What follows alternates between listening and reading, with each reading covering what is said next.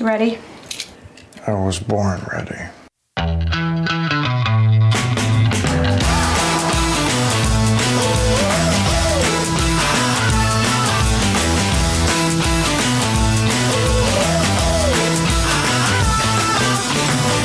Welcome to Advisory Opinions. I'm Sarah Isgur. That's David French. And David, let's just do some freeform podcasting today. I like it. We have a bunch of things. They're a little random. Let's see where our heart takes us. I wanted to start with revisiting something we talked about in the last pod, which is the Vacancies Reform Act, because there's one piece that we didn't talk about. This was the conversation on someone who's either GS-15 or higher within the agency or Senate confirmed filling a vacancy at the beginning of a new administration. And we talked about whether people who are Senate confirmed, but in an independent agency, a multi-member agency, could do that, even though the Vacancies Reform Act explicitly says it doesn't apply to multi-member boards and bodies. But, of course, to me, that means you can't use the Vacancies Reform Act to fill a vacancy on a multi-member board, which is different than using a member of a multi-member board to fill a vacancy somewhere else. But there's one other aspect to holding a position under the Vacancies Reform Act that we didn't talk about. You hold it by virtue of your current position, i.e., you wear two hats. So, for instance, if you are currently the Deputy Solicitor General, that's how you are acting Attorney General, right? You are Deputy Solicitor General and acting Attorney General. You can't be an acting on your own. Right. So, how can you be a member of an independent agency and also acting Attorney General reporting to the president? And by virtue of that weirdness that's not, of course, mentioned in the Vacancies Reform Act, is it almost like a constitutional avoidance thing? Like that they would just say, like, yeah, you can't be a multi-member board member and hold one of these acting positions because by virtue of then having to wear those two hats, that's weird. Well, and I think it's important context here. One of the reasons why we're talking about this is over the last few days, there's been unfolding a little Senate drama over how much of a rubber stamp is the Senate going to be to Trump nominees. And so there's kind of this fight over, is the Senate going to, it's going to have around a 54 seat, 54 Republicans. So, they're going to be able to push through nominees in the they're going to be able to push through particular judicial nominees. The question is the other nominees and how much of a rubber stamp will the Senate be? And also, what options does Trump have if the Senate says no to any given person? And so this is why this acting appointment issue is very live, very interesting, and it remains to be seen how it's going to work out. And really just those first few days of a Trump administration, when you are filled with actings and what we call landing teams. Right. The landing team are the people who sort of show up to get things in order and don't necessarily stay in government or hold those specific positions once the Senate confirmed folks arrive. David, there's another issue to talk about when it comes to those first few days of the Trump administration, and that is positions of the executive branch before the Supreme Court. And the biggest one, of course, is the United States versus Scarametti case. Question presented, whether Tennessee Senate Bill 1, which prohibits all medical treatments intended to allow a minor to identify with or live as a purported identity inconsistent with the minor's sex, or to treat purported discomfort or distress from a discordance between the minor's sex and asserted identity, violates the Equal Protection Clause of the 14th Amendment. This is the Department of Justice that sued Tennessee, arguing that this law violates the Equal Protection Clause. And David, we've certainly seen in the past when a new administration comes in that they, not often, but in really big cases, reverse the position of the previous administration and therefore reverse the government's position before the Supreme Court. What is interesting about this one is that it's being argued in December. Yeah. And to reverse positions post-argument, I can't think of a time that that's happened. Listeners, feel free to raise one. So that would leave a few possibilities. One, that they hold re-argument if the government switches position and simply allow an intervener party to come in and argue that position. Or two, that the Trump administration actually does not change positions on this case, rolling the dice, believing that, in fact, their sort of preferred outcome will prevail at the Supreme Court regardless and make good law regardless of the government's position. But I think they'll face a lot of pressure if they try to take that last position, that somehow the Trump administration is taking a position against these types of state laws. So that's one to watch. Oh, that is absolutely one to watch, Sarah. I mean, it's it's fascinating because there would be standing of, say, parents to challenge this. So it is not as if the case goes away in the same way that the Title IX case would likely go away. So the Supreme Court had blocked implementation of Biden's Title IX rules, especially regarding transgender issues.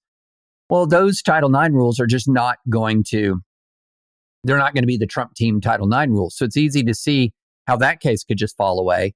This case, however, comes to the court in a posture, again, as you said, filed by the United States. So if the United States no longer wants to prosecute this case or no longer wants to pursue this case, then they could drop it. They could absolutely drop it. And I could easily see at oral argument, a Justice Roberts who doesn't necessarily always want to be jumping in with both feet into the culture wars, saying to Solicitor General Prelogar that, hey, wait a minute, what are we doing here?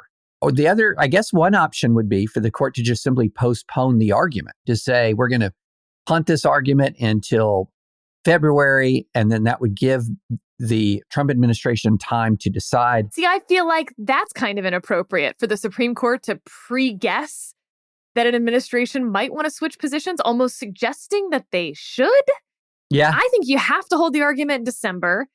And then if the Trump administration switches positions, I guess I think the most likely outcome at that point is not re-argument, not allowing an intervener, and just digging the case or dismissing the case and finding a different vehicle down the road.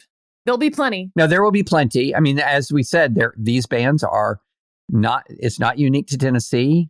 The United States is not the only party who has standing to challenge these bans. So this is going to keep coming up until it's decided. That I do wonder if there's sort of a Moore v. Harper kind of element here, because Moore v. Harper, remember, gutted the independent state legislature doctrine. But there was a strong argument before the case that it was mooted out by the actions in North Carolina prior to the case. And some of the dissenters were like, why are we even hearing this thing? So it is very interesting. I'm very glad you highlighted that, because it's an issue that's not going away, even though that case could go away. And so what do you do? What do you do? What do you do? Just wanted to highlight that one. I mean, obviously, we'll be covering the oral argument on that case in December, but lurking over the entire oral argument will be this question. So we'll re-up this entire conversation come December, when we'll probably know who the Attorney General is incoming, and potentially even who the Solicitor General could be incoming at that point. All right, David, a few circuit cases that we wanted to talk about. Should we start with engagement rings? We got to start with engagement rings. I mean, this is one of these fun topics that, okay, it's not super hot button, but I would imagine a lot of people at some point in their lives have asked this question. Hey, if I break off an engagement, what happens to the ring? And why would I say that some people have that question? This guy had that question. I had that question many, many, many years ago. Before I met Nancy, I broke off an engagement, had given an engagement ring, and the question was, what happens to the ring? And well, now we have a Massachusetts Supreme Judicial Court ruling on a ring, Sarah, slightly more expensive than the one I was trying to recover years and years ago. I had a totally different picture of these two people when I read the facts of this case. 100%. When I figured out their age as I kept reading the facts of this case. And when I looked up a picture. So should I just read the facts as stated by the Massachusetts Supreme Court? And then I'll try to fill in some visual gaps for y'all. Yeah. In the summer of 2016, Johnson met Citino. The two started dating. Over the next year, they traveled together, visiting New York, Bar Harbor, the Virgin Islands, and Italy.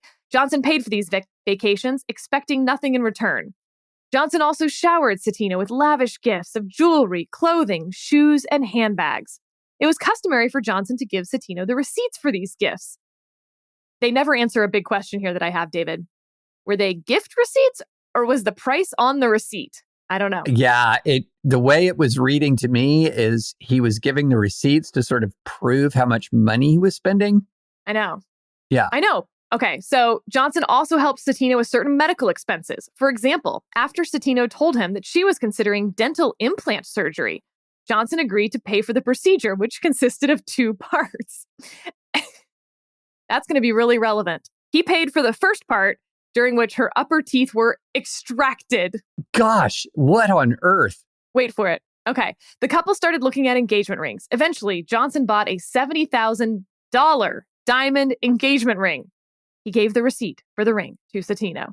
Then he asked Citino's father for permission to marry her. Later that month, he presented her with the ring at a prearranged dinner at a restaurant on Cape Cod. Citino accepted the proposal and the ring.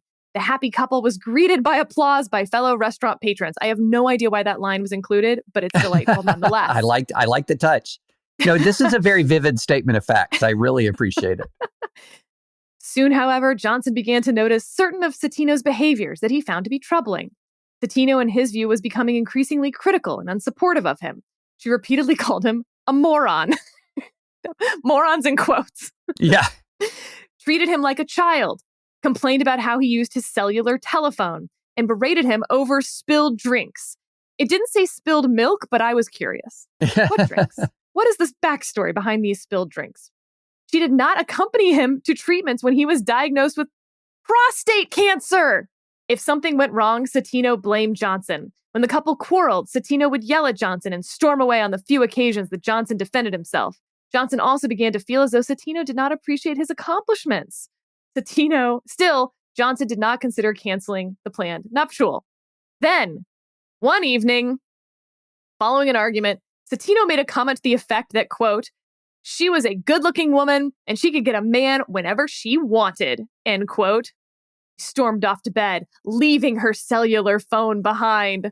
Troubled by Citino's statements, Johnson looked at Citino's cellular telephone and discovered a message from Citino to a man whom Johnson did not know. The message stated, quote, my Bruce is going to be in Connecticut for 3 days. I need some playtime, end quote. His interest piqued. He continued to peruse Citino's cellular telephone. He found additional messages from the man, including one voicemail message in which the man referred to Citino as Cupcake and lamented that the two did not see each other often enough. All right, that's going to be the end of the engagement. Yes. Johnson is going to break it off. He is going to sue her for the engagement ring back. This lawsuit is going to last 6.5 years. Their relationship lasted just over 1 year. So that tells you so much about this. Also, she's going to countersue for the promised second portion of the dental surgery because if you remember, he only paid for her teeth to be extracted. He did not pay, and she cannot afford for the implants, which I guess at least she countersued for $43,000. Wah! Okay, so David, vivid portrait painted, and I think we're all picturing a certain type of couple. Yes. I mean, if not a May-December relationship, at least a December gold digger relationship, right? I was totally picturing older, wealthy guy, second, like trophy wife type setup, especially when you're talking about giant amounts of money being spent, handing over the receipts to like prove how much money, like, hi, look how rich I am. And then this message back to him, like, I'm a really good looking woman. I'm not going to lack for people. Yeah, I had a picture, Sarah. Did you go Google this couple? I did, in fact, Google this couple. Okay. So first of all, what I might not have even looked because I would have been so sure about who these people were in my head, except that later on when she explains this guy who's calling her cupcake and that, she wants playtime with, Yeah. it says they've been friends for 40 years. And I'm like, well, wait a second. She's supposed to be 25 in my mind. So how can she have had a friend for 40 years? So in the picture, I am not trying to be mean or disrespectful. I don't know what you were gauging her age as. And in fact, reporters have asked, and the lawyers for these folks will not disclose their age, et cetera. But I don't know. I'm going 60, David. She's 60? Yes. 59, 60, 59. Yeah. Okay. She has glasses in this photo. She's wearing a very conservative, high-necked shirt with a sort of frumpy black sweater over it and a, single cross necklace. Has sort of I'm going to say some things that are kind of mean now, but it's to help paint a picture. She has glasses, no makeup, sort of blonde-ish hair, but not dyed-ish blonde hair. Right, sort of right. bang straight blonde hair to the shoulder that you would see on a 60-year-old woman. Also, she is a school teacher. Yeah. This is it's a much sadder story when you realize it's not some blonde bimbo. No. This is like older than middle-aged couple, just past middle age. And when I heard cupcake and playtime, I had this whole picture. But yeah, so then the case goes up all the way to the Supreme Court of Massachusetts. And it's a really fascinating discussion of when do you have to give back the engagement ring? And traditionally, there was this concept of a conditional gift. In other words, there's a gift that I'm giving you, but there has to be a condition fulfilled for the gift to be a permanent gift. And the condition here being the wedding. But there was a common law concept that said, wait a minute, you're going to have to surrender the ring. If you have bought a ring and if you've given it to your fiance and the relationship breaks off, you can't get the ring back unless you can establish fault on the part of the ex-fiance, that it was her fault. And this is why you had all of these allegations like the cupcake and the playtime and the calling him a moron and the spilled drinks and all of this stuff. So you had to pour out your relationship drama into your court pleadings because the traditional rule was, unless I can show fault, I can't get back the ring. And so what the court does here is basically say, wait, that's old stuff. That's outdated stuff because we don't ask you to show fault to get a divorce anymore. So nope, this is just a pure conditional gift, regardless of fault. If I break off even if I break off a relationship because I've found another cupcake somewhere else, then I still get the ring back. Really, a very interesting case with discussions of stare decisis, but I found that outcome A, fascinating, B, of course, consistent with sort of no fault divorce law. But C, I also then found it interesting, if they're going to go with the no fault stuff, why pour out all of the fault into the court opinion? Like this poor woman, like she has, for all time and posterity, you're going to get that one side of the story, right? Except okay, that the lower court found that he was at fault for breaking up the relationship because she was able to prove that she wasn't unfaithful, that this was just a longtime friend and they did not have a sexual relationship. I found that whole thing sort of just by itself really fascinating because in my mind, David, you don't have to prove infidelity. You just have to suspect infidelity. And her having some guy call her cupcake and say she wants playtime, to me, even without sexual infidelity, is enough to break off an engagement. If you don't have trust anymore, it doesn't really matter whether, in fact, she was unfaithful. And the fact that then she just proves in court that she wasn't unfaithful after the relationship has been broken off. I might feel differently if he already was satisfied that there was nothing possibly wrong.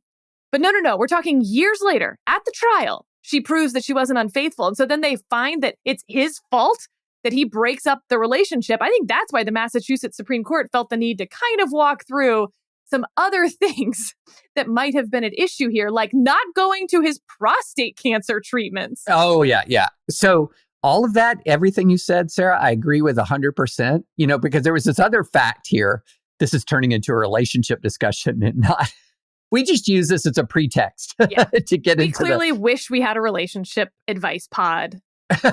And so here's what was like, as I was reading it, he's a longtime friend that the fiance didn't know about. Who calls her Cupcake? Yeah, right. I mean, if somebody then says, oh yeah, this person who calls me Cupcake, and then there's this reference to playtime, and I've never heard of this person, and it's a totally platonic friend, trust me, I'm like, I don't think so.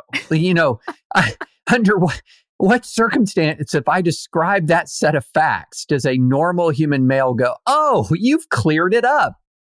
The secret platonic friend who uses like pet names for you. Why was I so suspicious? I mean, my bad. You're after exactly you right. had just said, I'm a beautiful woman, I can get any man I want. And then you're texting this dude about whether he wants playtime? Yeah. Again, I don't think it matters whether you ever consummated the relationship. That is grounds for breaking off an engagement. But David, now we get to some law questions. Okay. Let's get to some law. So you've explained... Oh, now you're going to make it boring, Sarah. You've explained about the fault aspects of this, that basically Massachusetts, and I think now the majority of jurisdictions, New York, Pennsylvania, I know we're on the list, they're not going to look at fault. The person who purchased the ring gets the ring back. But that, why? And the answer is because also in a majority of districts, an engagement ring is considered a conditional gift. Mm-hmm. It's a gift upon the condition of getting married. But I got to be honest, David, I've never understood an engagement ring and why it's a conditional gift. The ring is the I want to marry you gift. Right. It's the gift for agreeing to marry you, not to actually getting married. And so, and I have legal proof of this too, which is after you get married and then get divorced, guess what we consider the ring? Separate property because it was a gift received before the marriage. Interesting. Okay. According to the conditional gift theory, it's only a consummated gift upon the marriage, and therefore it should be common property at that point. But you can't have it both ways. Okay. I have always, from the guy's perspective, been completely in on the idea this is a conditional gift. But let's break this down. No, let's just stay on this for a second. But I was going to say, your logic is very compelling because what this is a sign of intent. That's right. Yes. Okay. Because otherwise you would have some people at least who would give the ring at the wedding itself, right? If it were a conditional gift, maybe sometimes you give it ahead of time, sometimes you give it at the wedding because it's all about the marriage itself. But when you pop open the little box on one knee and say, will you marry me? The ring is an inducement to say yes to that question. Not, it's to say yes to the period, let's be engaged and test me out as an actual husband, because that's what an engagement period is. So you would say the conditional, let's imagine that I asked somebody to marry me and I slid the ring on their finger and I said, will you marry me? And they say, no, but I got the ring on my finger. You would say that I get the ring back, but not if I slide the ring on the finger and they say yes, because the actual condition has been fulfilled then, which is saying yes to the engagement. But if I put the ring on and they say no to the engagement, is possession 9/10 of the law there, Sarah? It's not a possession issue for me. Okay. It's what the ring actually is. Because even if it's an inducement to say yes, I would argue. Oh, okay. You're going to lose me now. I think that I would argue that the gift is to entice you to say yes to the question, but it's the gift first. It's like when a bower bird builds its whole bower to get a woman, a lady bird in this case, a lady bower bird. He's showing her the house and is like, look at this amazing house. Don't you like this house? Like, that's what the ring is supposed to do. It's like, look at just the smallest inkling of what I might be able to provide you if you say yes to this question. It's the if, right? So you can put the ring on and be like, you know what? Nope. This is not enough of a bowerbird, house dance situation, a bird of paradise doing their amazing dance. You get the bird of paradise is a better example, David. You do the whole dance. Okay. And then she's like, I watched the dance and the dance isn't good enough. That's what I kind of think the ring is. I look at the ring is to me, it's the dance. And then I say, no, not good enough. I think I still get the ring though, just like I obviously get to keep the memory of the bird of paradise dance. Oh my gosh, no. Now this is a classic case of overreach, Sarah. You absolutely had me with, okay, if I say yes, I have, the condition for the actual gift, which is the engagement ring, not a wedding ring. But it's not a gift upon her saying yes. This is the question, I guess.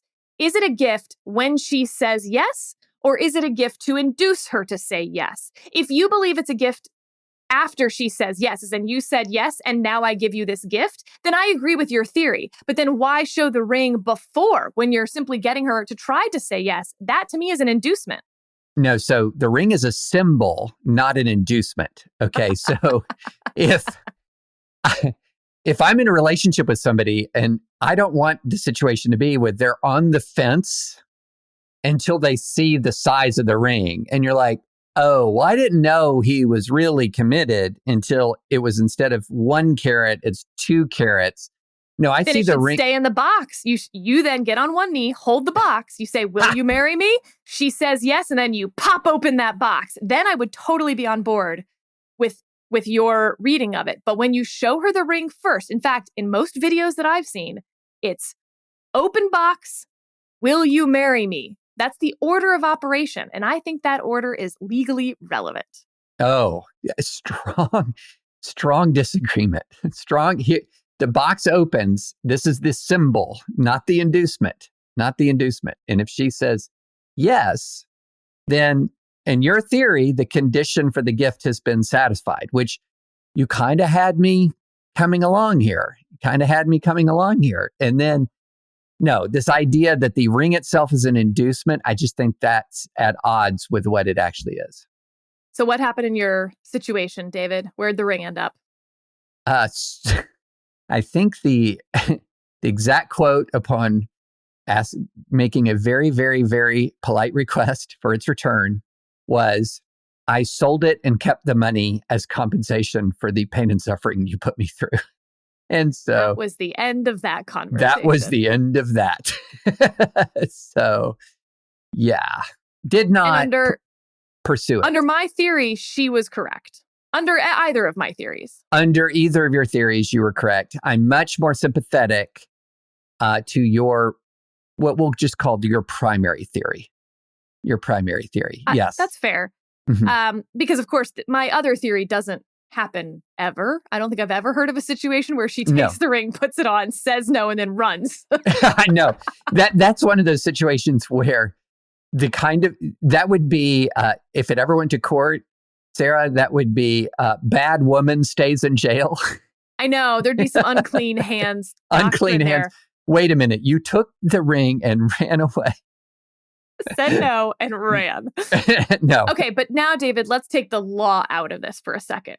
Mm-hmm. Not who's legally entitled to the ring, but who's morally entitled to the ring. And I think in your situation, which we don't need to get into all the facts of, no. But you got engaged under good faith. You believed you wanted to marry this woman. Then, during the course of the engagement, facts and realities came to light that made you question whether this would be a successful marriage.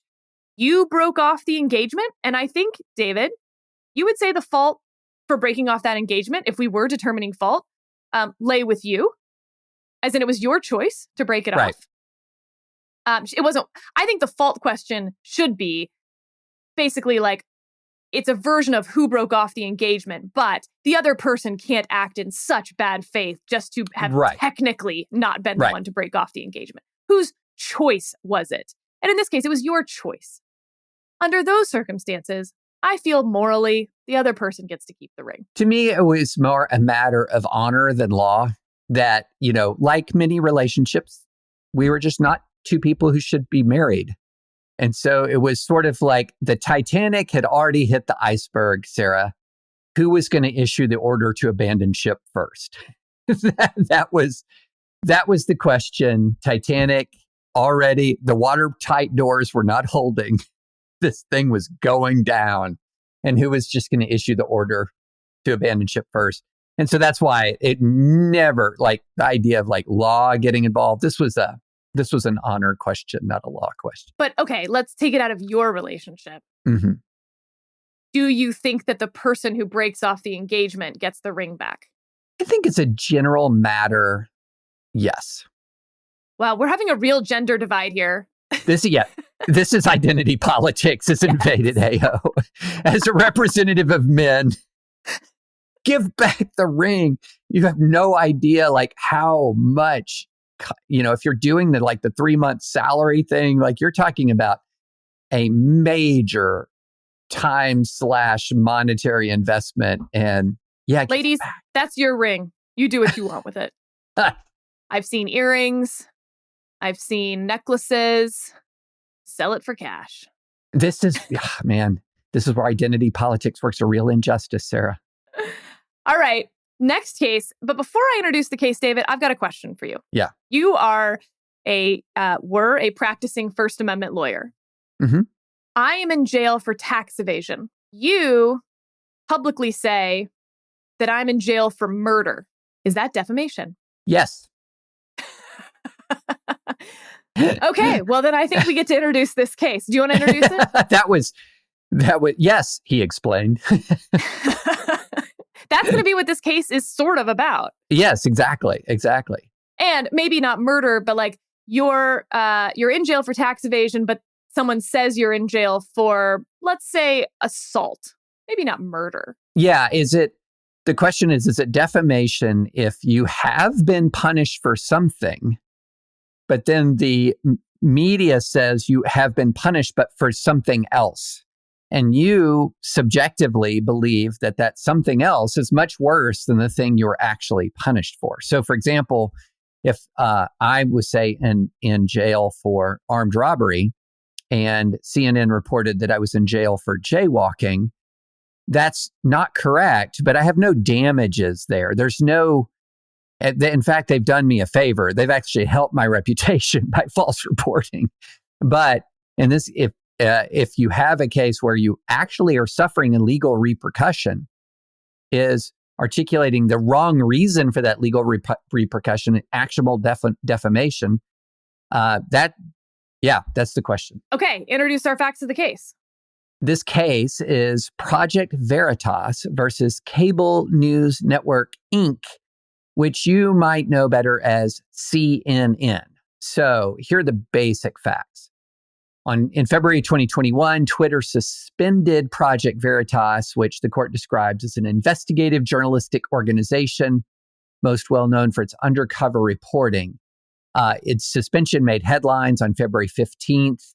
Ana Cabrera and Brian Stelter of CNN discussed Twitter's ban of Veritas during the broadcast. The discussion of the ban is the basis for the lawsuit. So on air, Cabrera suggested that Twitter banned Veritas for promoting misinformation. Veritas disagreed with this characterization and demanded a correction, contending that Twitter banned Veritas for violating Twitter's publication of private information or doxing policy. When CNN refused to issue a retraction, Veritas sued for defamation. So the question here is, if you were suspended for violating a privacy policy, do you have a defamation claim if someone states that you were suspended for defamation, for misinformation? So for example, when the suspension initially happened, Brian Fung, reporting for CNN Business, immediately reported that Twitter permanently banned Veritas, and he accurately noted, as the court says, that the ban was for violating the platform's policies prohibiting sharing or threats of sharing other people's private information. 4 days, Cabrera tweeted from her own account saying that Twitter banned Veritas for repeated violations of Twitter's policies prohibiting sharing or threats of sharing other people's private information without consent. Then you go a few days later, and Cabrera and Stelter are talking about the ban on air.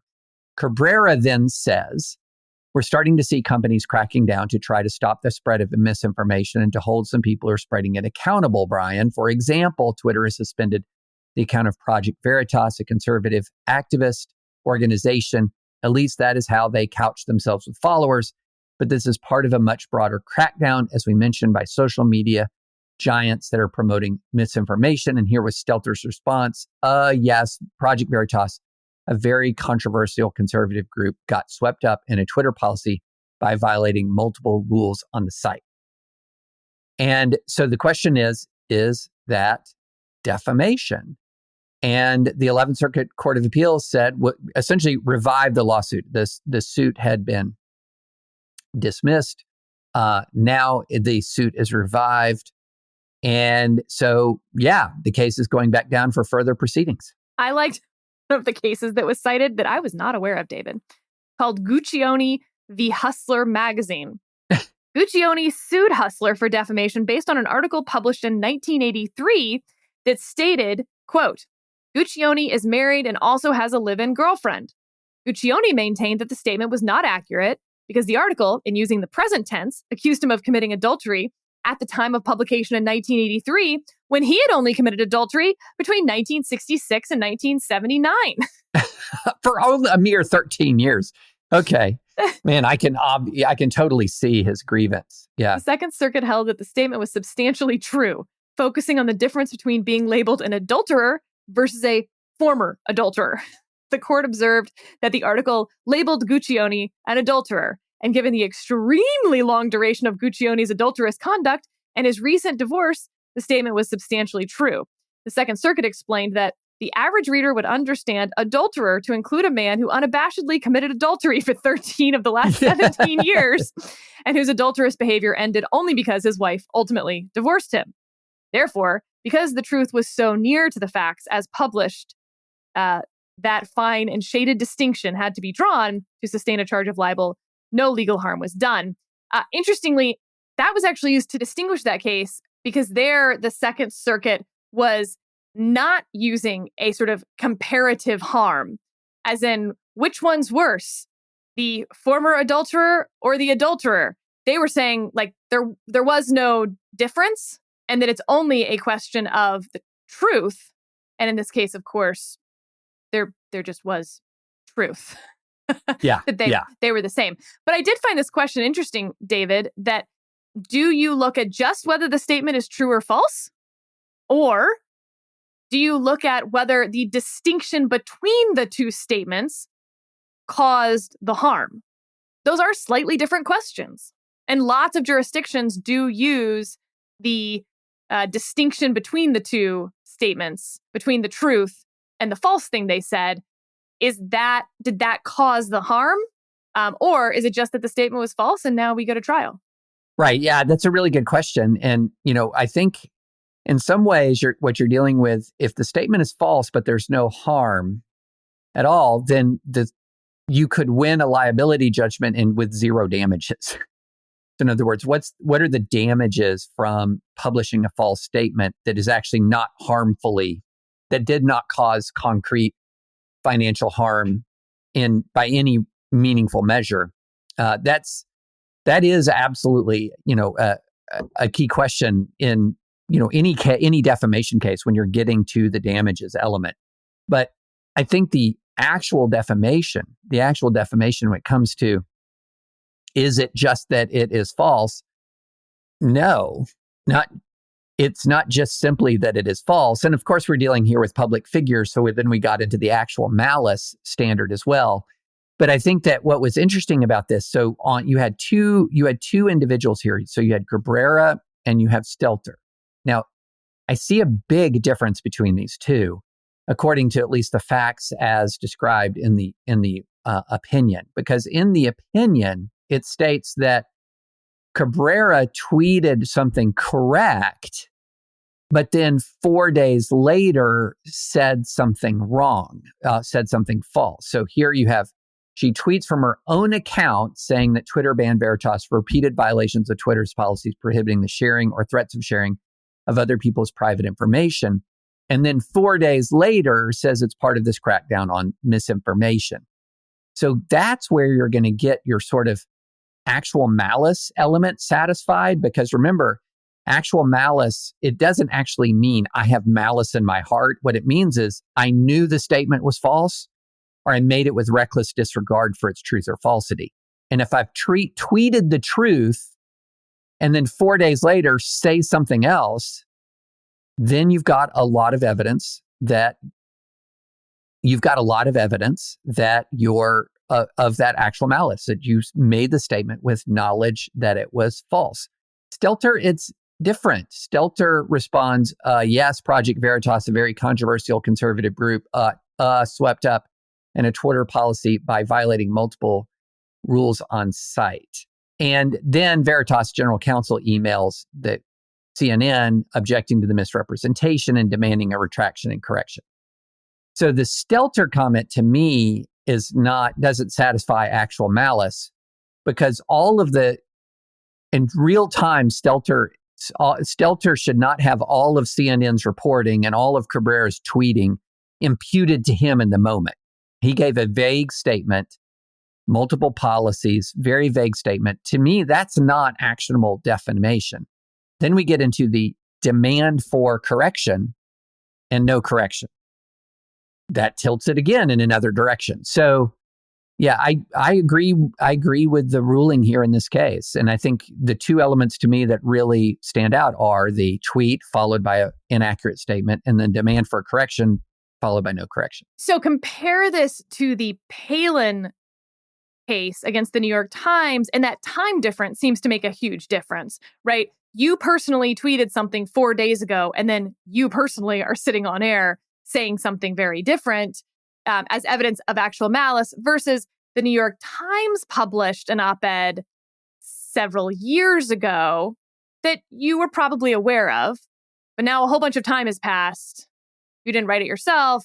Can that then be used as evidence of actual malice? And then you also, in the Times case, issued a correction. Yeah, so I will admit that I was coming at this from someone who is on TV pretty frequently, and hosts will often's the wrong word. See, here I'm defaming hosts right now. Hosts will sometimes with actual malice. Hosts will sometimes say something that I know isn't accurate.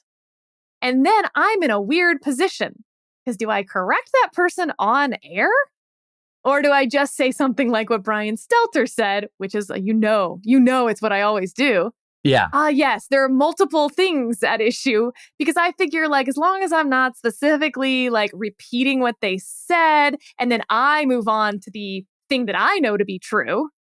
Because also in the moment, you don't know whether they are right or wrong. Like, you're like, ooh, that's not how I read it. Maybe I missed it. I don't know. You obviously can't go back and look.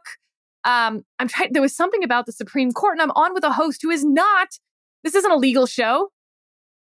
And I think, she said something, this is not the real example, but, it was like, Justice Kavanaugh wrote the 6-3 opinion for the court. I'm sitting there going like, ooh, it was actually Gorsuch and it was 5-4, something like that. Right. And so I just said, the Supreme Court has had more divided cases this year than last year, as you noted. So like, I did agree with her. Yes.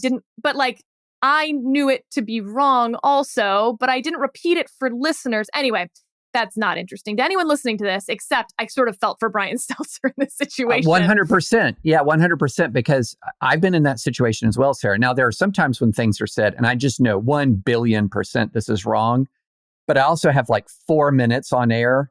So, I remember one time I was described as a former chaplain in the Army rather than a JAG officer. And in the moment, I made the decision not to correct that and just went into the discussion, Right. Yeah, you have limited time. Maybe you're sure, maybe you're not. The last thing you want to do is be really sure, and then it turns out you're wrong. Like, ugh. And like, maybe it's not the point. I don't know. Yeah. And my instinct when I hear somebody say something that I think is wrong, but now the chaplain thing, obviously I knew I wasn't a chaplain, right? But even in something where I feel pretty darn confident that I'm right, when I hear a host who's looking at the issue, been prepped by producers, very smart person, the first instinct I have when I hear something like that is not, oh, they're completely wrong. It is, oh, am I maybe wrong about this? And so you immediately retreat to hedge language. So for me, the Stelter situation was like, that's hedge language. That's not actual malice. That's clearly for hedge. multiple reasons, because he wouldn't say multiple reasons if he didn't know that at least one of the reasons was on the doxing part of this. Because otherwise, she only said one reason. So when he then says multiple reasons, that's how you know it's hedge language. He's not going to cite the specific, and he clearly knows at least one other thing, but he's now unsure if maybe they cited 2 reasons and he just missed it. The correcting thing, David, is I think where the rubber hits the road. Yes, completely agree. You tweeted it, therefore you knew it was false, and things happen on live TV, but you refused to correct it, and instead we're going to stick by the thing that you knew was false. I actually thought this was going to be a pretty difficult case for Project Veritas to actually win when it goes back to trial, until I got to that part. And I think that is tough because I think then you've checked the actual malice box. You're presented with all the information that you knew it was false. You said, like, you knew at one point what the truth was. You said something different on TV. When that inconsistency that you yourself have made was pointed out, you decided to stick with the thing that isn't true? Yeah, it's the 1, 2, 3. It's the tweet. It's the second statement that's false, which, okay, just reading it most charitably, maybe you forgot, who knows? Yeah. But then you have the request for correction and it's not answered. And here's the thing, Sarah. I'm very interested as to why there was no correction. Very interested in that. Because one of the things that I sometimes worry about in this world is when people have categorized an institution or an organization or individuals in their minds as they are the bad guys, that you are less responsive to the bad guys, right? So if you have decided that they're part of the problem, that they operate in bad faith, they're a malicious organization, whatever subjective judgment you've made, or even if it's like based on some real evidence that these folks are bad actors, you still owe them the truth.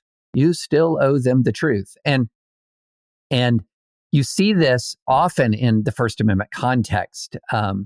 This isn't a First Amendment case, it's a defamation case, but you see this often in the First Amendment context where once an institution or organization has decided that somebody is a bad actor, they will do zilch, nothing, nada, to proactively protect their rights or to proactively correct mistakes. They just sort of have this bad people stay silent point of view.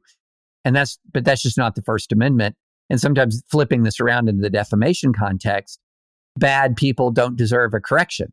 Bad people, don't deserve the truth. That's no way to run a railroad in a media organization. All right, last case. The Sixth Circuit has decided to take a case en banc that we had touched upon briefly, David. And this might actually be interesting enough for us to cover the oral argument when it happens. Yeah. Do you want to introduce the case? Yeah, so this is a case it's a pre-enforcement challenge to a policy prohibiting use of, a policy requiring use of preferred pronouns. And so the question then is, can you have an anti-harassment policy that's going to prohibit or require the use of preferred pronouns? And so the lower court had said, and in the Sixth Circuit, let me say the 3-judge panel of the Sixth Circuit had said that this pre-enforcement challenge is going to fail, and it's going to fail for a couple of reasons. One of them is, look, if you're talking about a anti-harassment measure, if you're talking about tinker and material disruption to the educational environment.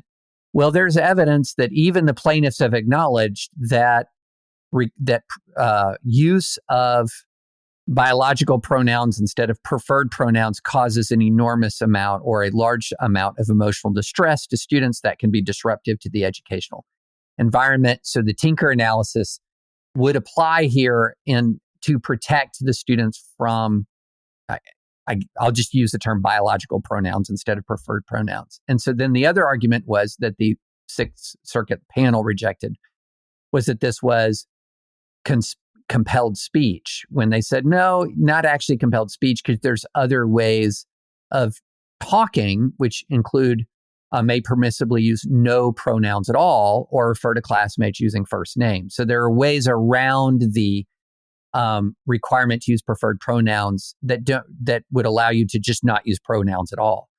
And so very interesting argument, and very interesting case. The Third Circuit, as we said, the 3-judge panel had rejected the plaintiff's case. Now this full circuit is taking it. It's going to go en banc.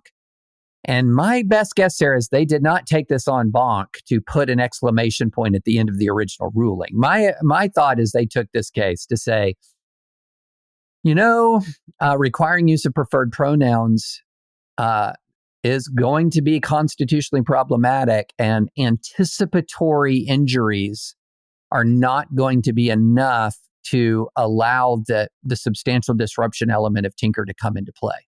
And on that panel, it was Judge Straunch writing with Judge Davis joining, and then Judge Batchelder dissenting. I wanted to read one paragraph from her dissenting opinion, because I will say Judge Batchelder has a wonderful reputation as a brilliant judge, but not normally as a spicy judge. But I found this paragraph delightfully spicy. Batchelder.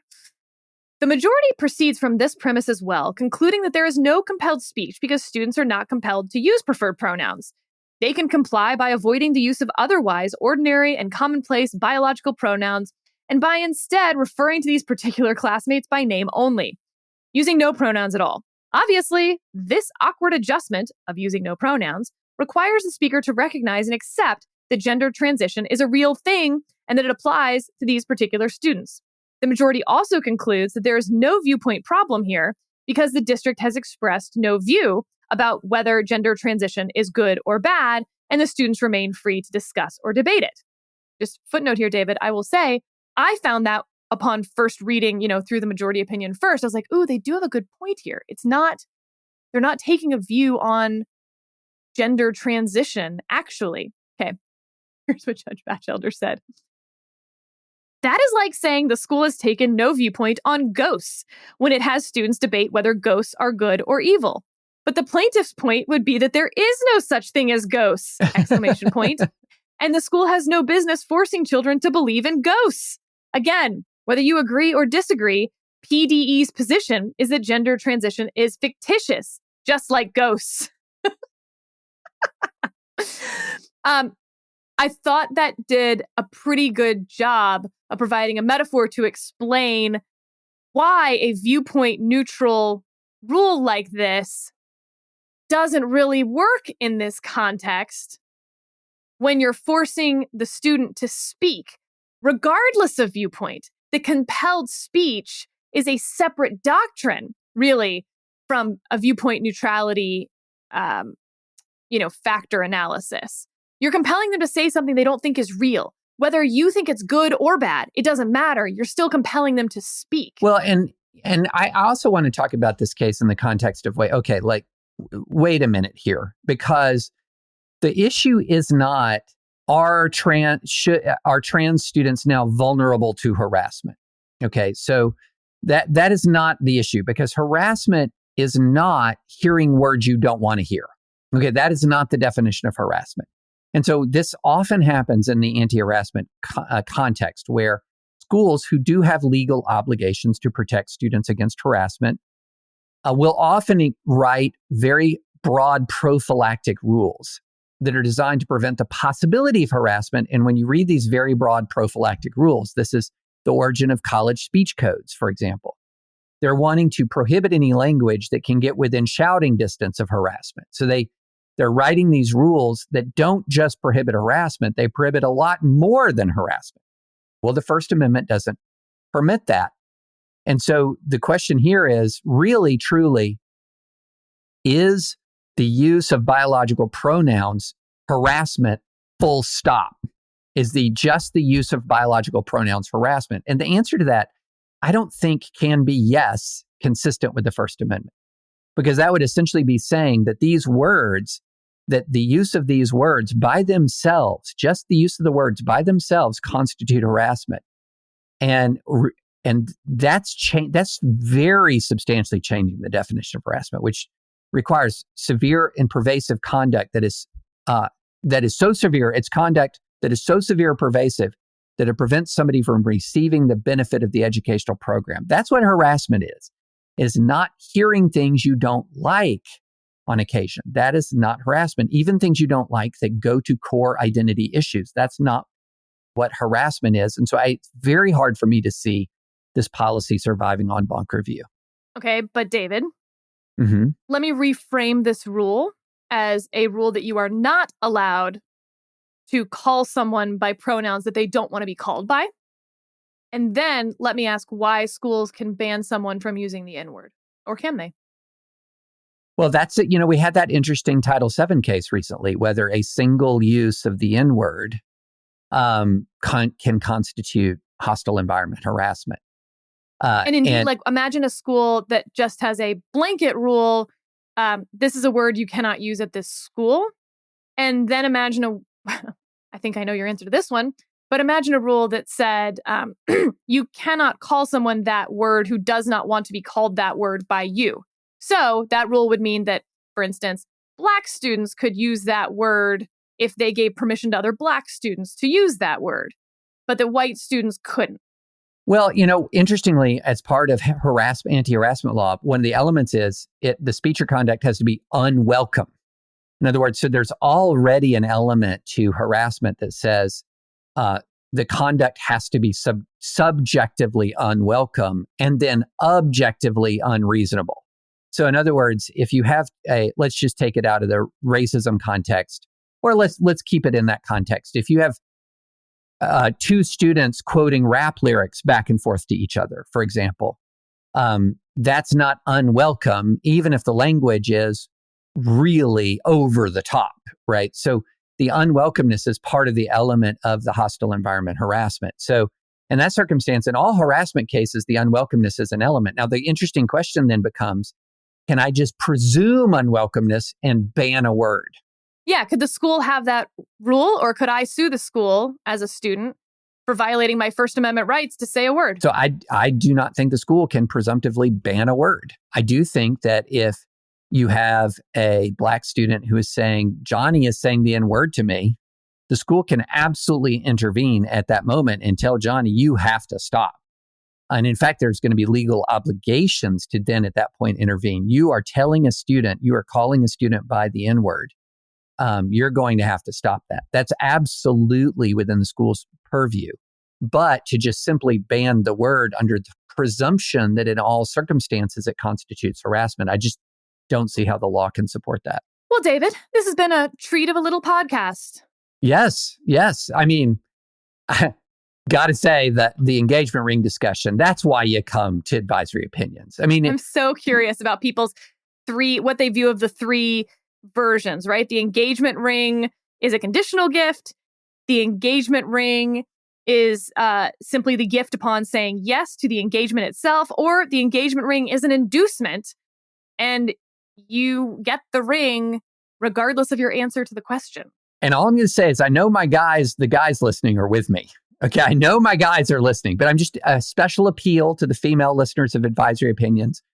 Reject Sarah Isgur's identity politics and look at the objective fairness of the situation. All right, we'll talk to you guys next time on Advisory Opinions and maybe read some of the best comments about that conversation.